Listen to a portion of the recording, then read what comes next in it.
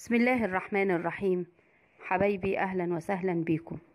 النهاردة هقدم لكم فيديو عن أكلة كلنا بنحبها بس صعبة بالنسبة لنا.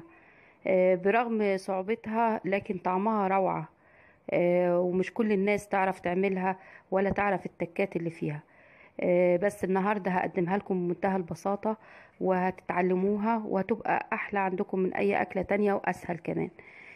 الأكلة هي طبعا شايفينها الممبار. الممبار ده أكلة شعبية رهيبة، الكل بيحبها. لا تقولي سوسيس ولا تقولي سجق ولا الحاجات اللي طالعة الأيام دي. ولادكم إذا أكلوها مرة هيبطلوا ياكلوا الأكلات دي، فياريت تعمليها لهم بكترة في البيت. وتعلمي التكات بتاعتها. ويعني ما تقرفيش من عملها. لان هي مش وحشة، يعني هي اكلة جميلة. وكمان حتى الحاجات اللي بننضفها فيها ممكن تلبسي قفازات او جوانتي وتبتدي تشتغليها. ببساطة بيبقى شكل كده الممبار لما نجيبه نرشه بملح خشن زي اللي شايفينه ده، اللي هو ملح البحر. اللي ما عندوش ملح البحر فيه ملح العادي بتاع الاكياس اللي بنشتريها.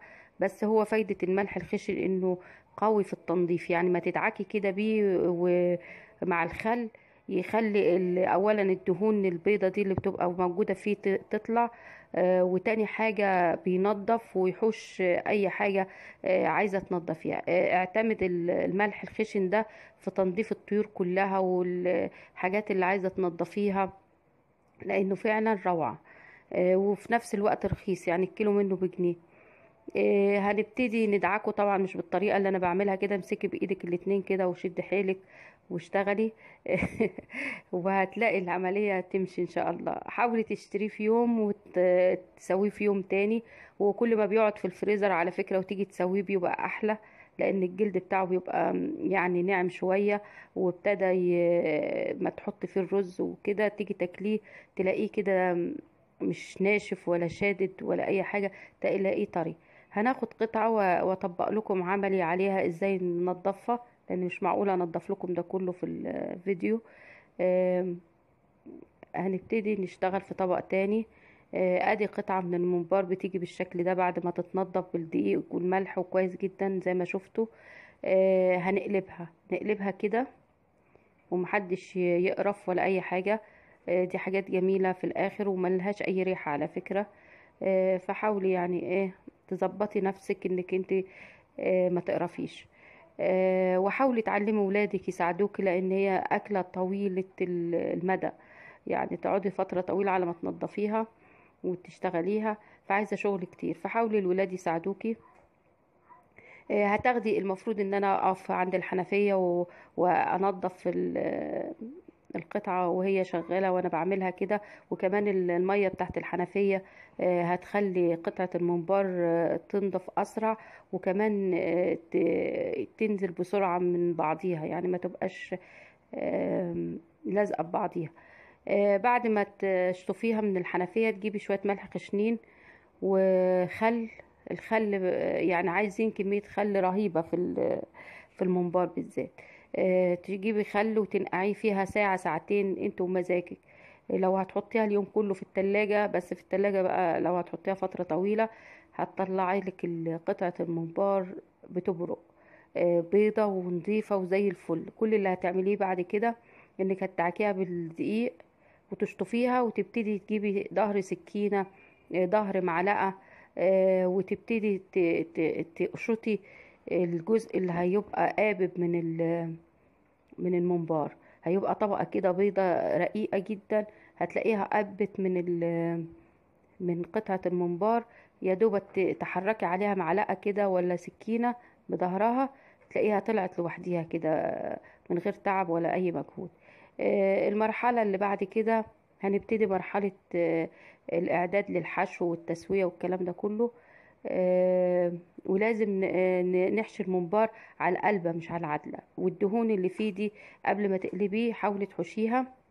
وان ما حشتهاش مش هيحصل حاجه، لان هي بتنزل في الشوربه، يعني بتسيح لما بتسوي الممبار وتنزل في الشوربة، وبعد كده انت بتتخلصي من الشوربة او تتخلصي من وش الشوربة لو هتحبي تاكليها. هي على فكرة شوربتها جميلة، اللي يحب ياكلها او يشربها مش وحشة، حلوة حلوة وطعمها جميل. وخصوصا لما بتتبليها حلو بالفلفل الاسود وتحطي طماطم وتحطي اسمه ايه يا ربي، بهارات وبصلة وفلفل حراق. وعلى فكرة المحشوات معتمد ليها انك لازم تحطي قرن فلفل حامي فيها، بس يعني ما تكتريش لو عندك اطفال صغيرين. شايفين طريقة التنظيف بظهر السكينة كده، تقشطها تطلع معاكي بمنتهى السهولة، وخصوصا بعد ما تسيبيها فترة طويلة في الخل والملح، وهتلاقيها تنضف بمنتهى السهولة. معلش هي الطبق فيه خل فبينزل.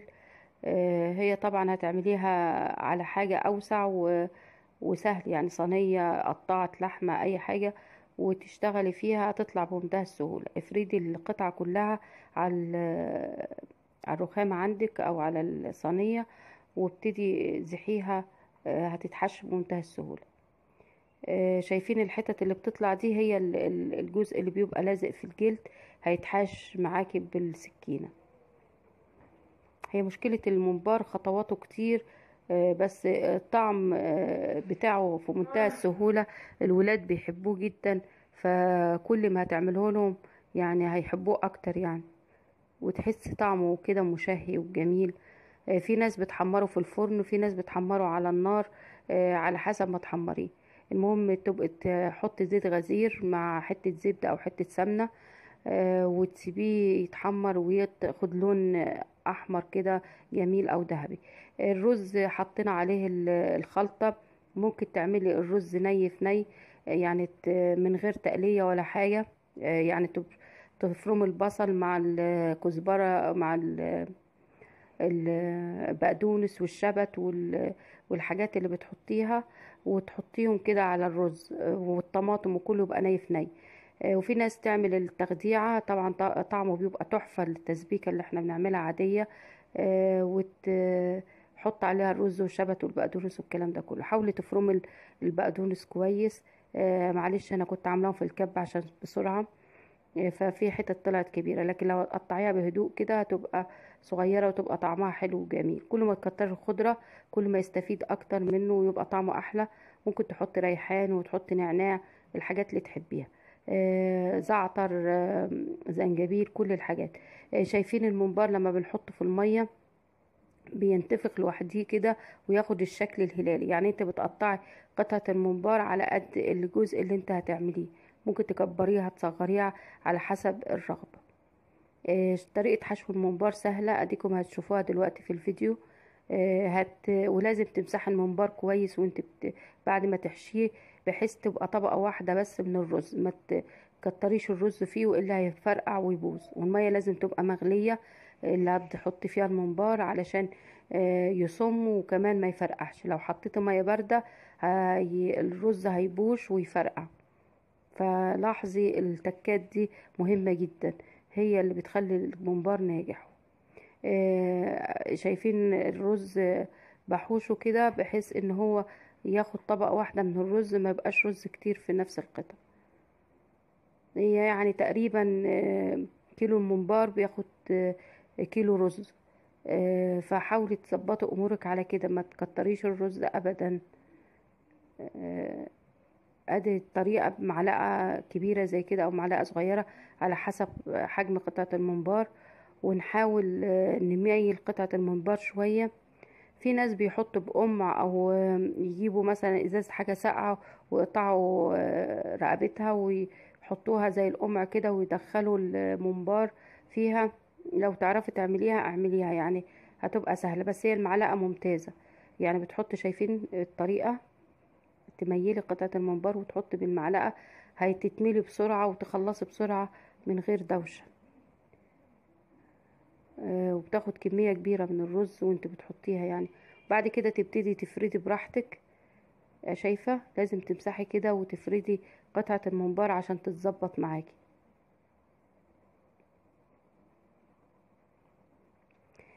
بتهيألي الست الشاطرة تتعرف من عمل الممبار. آه، طبعا هو أكلة قديمة بس جميلة. يا ريت كل البنات تتعلمها، لأنها رخيصة في نفس الوقت.